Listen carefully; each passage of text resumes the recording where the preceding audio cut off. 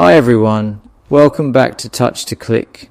Today I'll show you exactly how to see error log Windows 11 so you can easily check and troubleshoot any system issues.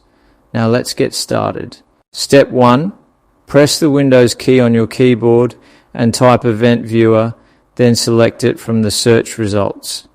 Event Viewer is a built-in tool in Windows that helps you track system and application events, which is important for finding errors. Step 2. In Event Viewer, expand Windows logs to see different categories like Application, Security, Setup, System, and Forwarded Events. Each category organizes events for easier tracking, so you can know exactly where to look for issues. Step 3. Click on any category to view its logs.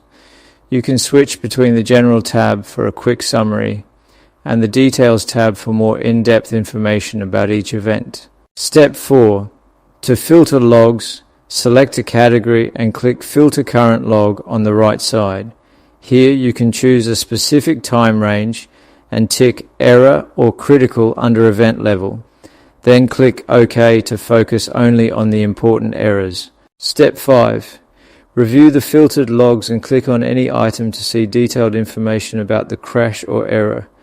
This helps you understand what went wrong and take the necessary steps to fix it.